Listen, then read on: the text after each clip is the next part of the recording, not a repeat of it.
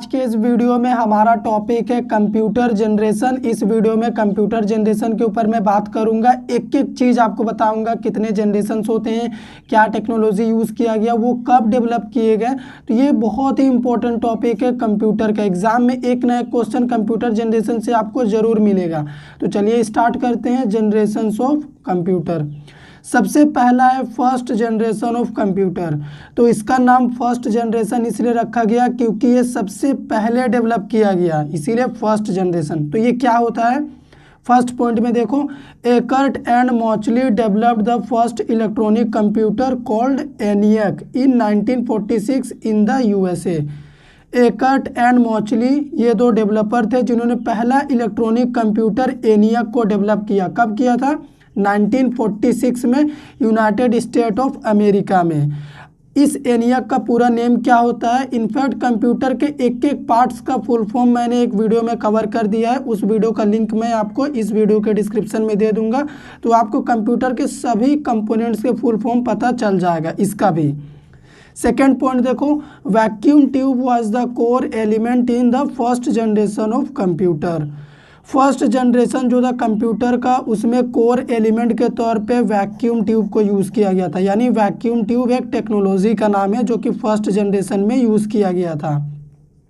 Third point क्या लिखा है मैंने, the time period of first generation of computer was from, ये बहुत इंपॉर्टेंट है, 1946 से 1959 तक फर्स्ट जनरेशन का टाइम पीरियड है। ये एकदम एक्यूरेट टाइम पीरियड है, एग्जाम में तो MCQ में ये टाइम पीरियड ही पूछ देता है। अभी अगला पॉइंट क्या है, punch card and paper tape was secondary storage. पहला जनरेशन जो था कंप्यूटर का, उसमें सेकेंडरी स्टोरेज के लिए पंच कार्ड और पेपर टेप का यूज़ किया गया था। ठीक है, पहले का टाइम पे यही था लेटेस्ट। फिफ्थ पॉइंट क्या है, limited internal storage capacity and slow input output operations. इसमें जो स्टोरेज का कैपेसिटी था वो काफ़ी लिमिटेड था, यानी काफ़ी कम था, और साथ ही साथ इनपुट आउटपुट ऑपरेशन जो परफॉर्म होता था वो काफ़ी स्लो होता था। अगला पॉइंट क्या है, इट इज़ नॉट पोर्टेबल। पहला जनरेशन कंप्यूटर जो है पोर्टेबल नहीं था। क्यों? क्योंकि उसका साइज बहुत ही ज़्यादा था, एक रूम से भी ज़्यादा बड़ा पहला जनरेशन कंप्यूटर था। तो इतने बड़े कंप्यूटर को आप एक जगह से दूसरी जगह कैसे ले जाएंगे? नहीं ले जा सकते। अगला पॉइंट क्या है, कंज्यूम्स लॉट ऑफ इलेक्ट्रिसिटी। और जो पहला जनरेशन कंप्यूटर था वो बहुत ज़्यादा इलेक्ट्रिसिटी लेता था क्योंकि उसका साइज काफ़ी बड़ा था, बहुत बड़ी बड़ी मशीनें लगी थी जो कि बहुत ज़्यादा पावर लेती थी। अगला पॉइंट क्या है, machine code used for S programming language. पहला जनरेशन में प्रोग्रामिंग लैंग्वेज के लिए मशीन कोड को यूज़ किया गया था। यहाँ पे आप ये कह सकते हैं कि जो पहला जनरेशन था कंप्यूटर का वो केवल मशीन लेवल लैंग्वेज को ही सपोर्ट करता था। तो यहाँ पे देखो, फर्स्ट जनरेशन में जितने भी कंप्यूटर डेवलप किए गए उनके नाम, पहला था हमारा ENIAC, इसके बाद ADVIAC, ADSAC, उसके बाद UNIVAC। इनका भी फुल फॉर्म क्या होता है मैंने उसी वीडियो में बताया है, तो उस वीडियो को आप देखेंगे तो इनका पूरा नेम आपको पता चल जाएगा। अभी चलिए second generation of computer discuss करते हैं। अभी यहाँ पे देखो, सेकेंड जनरेशन ऑफ कंप्यूटर का फर्स्ट पॉइंट क्या है, the second generation of computers are IBM 700, Atlas and ICL 1901। तो ये 1901 वर्जन है, ठीक है।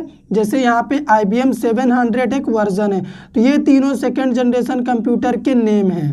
सेकेंड पॉइंट क्या है, transistor was the core element in second generation of computer.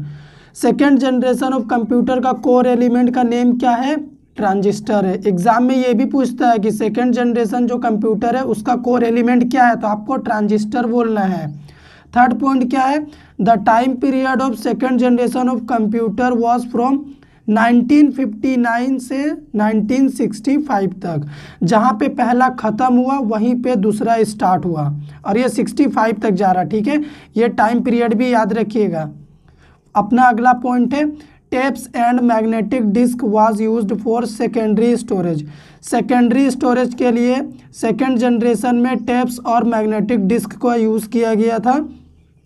Next point, high level procedural language Fortran and COBOL were used. अपना second generation जो computer का है, जो था मतलब, उसमें फोर्ट्रैन और कोबोल प्रोग्रामिंग लैंग्वेज को यूज़ किया गया था। हाई लेवल प्रोसीड्यूरल लैंग्वेज है ये दोनों, ठीक है। नेक्स्ट पॉइंट है required less power to operate.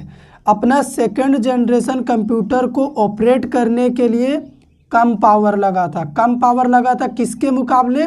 First generation के मुकाबले। ठीक है, तो ये हो गया इसका बहुत बड़ा एडवांटेज। अगला पॉइंट क्या है? Smaller, reliable and faster than first generation of computer. और ये फर्स्ट जनरेशन के मुकाबले काफ़ी छोटा था, भरोसेमंद था, रिलायबल, और इसका स्पीड भी काफ़ी ज़्यादा था। किसके मुकाबले? पहले जनरेशन के मुकाबले।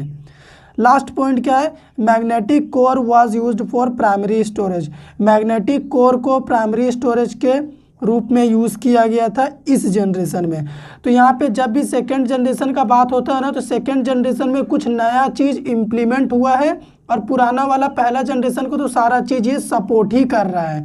तो अगर आप थर्ड जनरेशन में जब हम आपको बताएंगे तो उसमें आप समझिएगा कि फर्स्ट और सेकंड का सारा चीज़ उसमें ऑलरेडी है और कुछ इसमें एक्स्ट्रा है, तभी तो वो थर्ड जनरेशन बना। तो गाइस यहाँ पे थर्ड जनरेशन ऑफ कंप्यूटर बताने से पहले आपको मैं ये बोल देता हूँ कि थर्ड जनरेशन में ही छोटे छोटे मिनी कंप्यूटर्स बनाना स्टार्ट हो गया था। ये फिगर आपको दिखता ही होगा। अगर आपने ब्लैक एंड वाइट टीवी देखा होगा पहले का, तो उसी तरह का कंप्यूटर यहाँ से बनना स्टार्ट हुआ था। ठीक है, थर्ड जनरेशन से। तो पॉइंट देखो, पहला क्या है? The third generation computer are IBM 360, NCR 395, TDC 316 developed by Jack Kilby. Jack Kilby के द्वारा थर्ड जनरेशन ऑफ कंप्यूटर बनाया गया, यानी इस तरह का कंप्यूटर को इन्होंने ही बनाया था। सेकेंड पॉइंट क्या है? Integrated circuits was the core element in third generation of computer. अपने थर्ड जनरेशन में कोर एलिमेंट के तौर पे इंटीग्रेटेड सर्किट को यूज़ किया गया था ना, यानी ICS को, शॉर्ट फॉर्म में ICS होता है। थर्ड पॉइंट क्या है? The time period of third generation of computer was from 1965 से 1971। यही इसका टाइम पीरियड था थर्ड जनरेशन का। फोर्थ पॉइंट क्या है? Magnetic disk was used for secondary storage. इसमें मैग्नेटिक डिस्क को सेकेंडरी स्टोरेज के लिए यूज़ किया गया था थर्ड जनरेशन में। ठीक है। फिफ्थ पॉइंट क्या है? Development of mini computers. यहीं से मिनी कंप्यूटर्स का डेवलपमेंट चालू हो गया। मिनी कंप्यूटर्स बोले तो एकदम छोटा छोटा साइज में कंप्यूटर्स आने चालू हो गए। पहला और सेकंड जनरेशन में कंप्यूटर का साइज इतना बड़ा होता था कि एक रूम से भी ज़्यादा बड़ा होता था, लेकिन थर्ड जनरेशन से मिनी कंप्यूटर्स आने लगे जो आज तक हम यूज़ करते हैं। अपना अगला पॉइंट क्या है? इन this generation operating system was developed. इसी जनरेशन में ऑपरेटिंग सिस्टम का कॉन्सेप्ट भी डेवलप किया गया। तो यहाँ पे दो ऑपरेटिंग सिस्टम यूज़ किया गया था। पहला था रियल टाइम ऑपरेटिंग सिस्टम और दूसरा था मल्टी प्रोग्रामिंग ऑपरेटिंग सिस्टम। ठीक है, तो ये दो ऑपरेटिंग सिस्टम यहाँ पे यूज़ किया गया था और ऑपरेटिंग सिस्टम का कॉन्सेप्ट यहीं पे आया था। तो एग्जाम में इस तरह से भी पूछ देगा कि ऑपरेटिंग सिस्टम किस जनरेशन में लाया गया था, तो आपको थर्ड जनरेशन बोलना है। अगला पॉइंट क्या है? Smaller than second generation. ये सेकेंड जनरेशन के मुकाबले काफ़ी छोटा था साइज में। ठीक है। नेक्स्ट पॉइंट है high level programming languages like Fortran 2 से फोर्ट्रेन 4 तक, कोबोल, पास्कल, PL1, एल्गल 68, ये सभी प्रोग्रामिंग लैंग्वेज यूज़ किया गया था थर्ड जनरेशन कंप्यूटर को बनाने के लिए। तो थर्ड जनरेशन कंप्यूटर में और क्या इम्प्रूव किया गया? इसका जो मेमोरी का कैपेसिटी था उसे बढ़ाया गया। पहले और सेकेंड जनरेशन में मेमोरी इतना कम होता था कि थोड़ा सा काम करने से भर जाता था, लेकिन इसमें थोड़ा सा मेमोरी को भी मैनेज किया गया और साथ ही साथ इसका साइज भी कम किया गया, यानी मिनी कंप्यूटर्स बनाया गया। तो अभी चलिए हम आपको फोर्थ जनरेशन बताते हैं। फर्स्ट पॉइंट क्या है फोर्थ जनरेशन कंप्यूटर का? The fourth generation computers are DEC 10, Star 1000 etcetera. तो ये दोनों कंप्यूटर के नेम हैं फोर्थ जनरेशन वाले कंप्यूटर के। ठीक है, नेम भी याद रखिएगा, एग्जाम में कभी नेम से भी पूछ देता है। सेकंड पॉइंट क्या है? लार्ज स्केल इंटीग्रेटेड सर्किट्स, यानी LSICS was the core element, और very large scale integrated circuits भी इसी का ही कोर एलिमेंट है। यानी फोर्थ जनरेशन में दो कोर एलिमेंट यूज़ किया गया, एक LSICS और एक VLSICS। तो इस कोर एलिमेंट के चलते ही कंप्यूटर जनरेशन बदलता गया, यानी कंप्यूटर की नई नई पीढ़ी आती गई, क्योंकि यही तो टेक्नोलॉजी है। जब टेक्नोलॉजी ही चेंज कर देंगे तो अपने आप तो जनरेशन चेंज हो जाएगा। अगला पॉइंट क्या है, the time period of fourth generation computer was from 1971 से 1985। ये इसका टाइम पीरियड है 14 ईयर्स का। Semiconductor were used for primary storage. Fourth generation of computer में सेमी कंडक्टर को प्राइमरी स्टोरेज के रूप में यूज़ किया गया, ठीक है, मेमोरी के तौर पे। अगला पॉइंट क्या है, डेवलपमेंट ऑफ माइक्रो कंप्यूटर और पीसी मतलब पर्सनल कंप्यूटर। फोर्थ जनरेशन में ही माइक्रो कंप्यूटर आ गया था, यानी मिनी कंप्यूटर से भी छोटा कंप्यूटर। आज जो हम यूज़ कर रहे हैं वो हमारा माइक्रो कंप्यूटर ही है, जिसे आप पर्सनल कंप्यूटर यानी पीसी भी बोल सकते हो। तो उसका साइज तो आपने देखा ही होगा कितना बड़ा रहता है, डेस्कटॉप। अगला पॉइंट क्या है, इन this generation micro processor used. इसी जनरेशन में माइक्रो प्रोसेसर को यूज़ किया गया, यानी माइक्रो प्रोसेसर का कॉन्सेप्ट लाया गया फोर्थ जनरेशन में, ठीक है। सेवेंथ पॉइंट क्या है, high level languages like C plus plus and DBMS used in this generation. Fourth generation में ही C language, C plus plus programming और डेटाबेस मैनेजमेंट सिस्टम को यूज़ किया गया इस फोर्थ जनरेशन को बनाने के लिए, ठीक है। लास्ट पॉइंट क्या है, एप्लीकेशन डेवलपमेंट बाय यूज़र्स के द्वारा फोर्थ जनरेशन में एप्लीकेशन डेवलपमेंट चालू कर दिया गया, बनाना स्टार्ट हो गया था। User friendly application. User friendly का मतलब कि यूज़र लोग ऐसा एप्लीकेशन बनाता था कि कोई बहुत जल्दी इंटरेक्ट कर सके, कोई यूज़र उसमें बहुत आसानी से काम कर सके। तो ये एडवांटेज आ गया था फोर्थ जनरेशन तक। तो अभी चलिए फिफ्थ जनरेशन बताता हूँ कि उसमें और क्या क्या एक्स्ट्रा मिला हमें। Future generation of computer, fifth generation को ही फ्यूचर जनरेशन ही कहा जाता है, ठीक है। तो यहाँ पे फोटो देख लो आप, दो इमेज है, एक है डेस्कटॉप का इमेज जो आज हम यूज़ कर रहे हैं, और लैपटॉप का भी आज यूज़ किया जा रहा। तो ये दोनों फिफ्थ जनरेशन का एग्जाम्पल है, ठीक है, आज के टाइम का कंप्यूटर है। तो पॉइंट क्या है, the fifth generation computer are desktop, laptop and palmtop etcetera. तो ये सभी आज के टाइम पे हम यूज़ कर रहे हैं, तो फिफ्थ जनरेशन के कंप्यूटर हुए। सेकेंड पॉइंट क्या है, ultra large scale integration is the core element.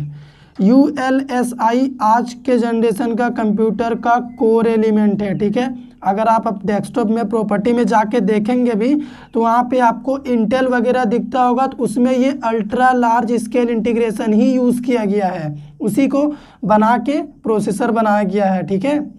Third point क्या है, the time period of fifth generation is 1985 till date.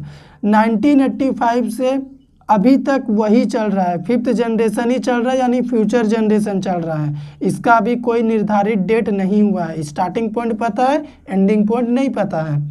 अगला पॉइंट क्या है, RAM and ROM is used for primary storage. आज के टाइम पे जो हम कंप्यूटर यूज़ कर रहे हैं उस कंप्यूटर में हम रैम और रोम को प्राइमरी स्टोरेज के रूप में यूज़ कर रहे हैं। Hard disk drive and SSD, ठीक है, इन दोनों का हम सेकेंडरी स्टोरेज के लिए यूज़ कर रहे हैं आज अपने कंप्यूटर में। लास्ट पॉइंट क्या है, all high level programming languages like C plus plus, Java, Python, .NET etcetera included. इन सभी प्रोग्रामिंग लैंग्वेज को फिफ्थ जनरेशन कंप्यूटर को बनाने के लिए यूज़ किया गया है।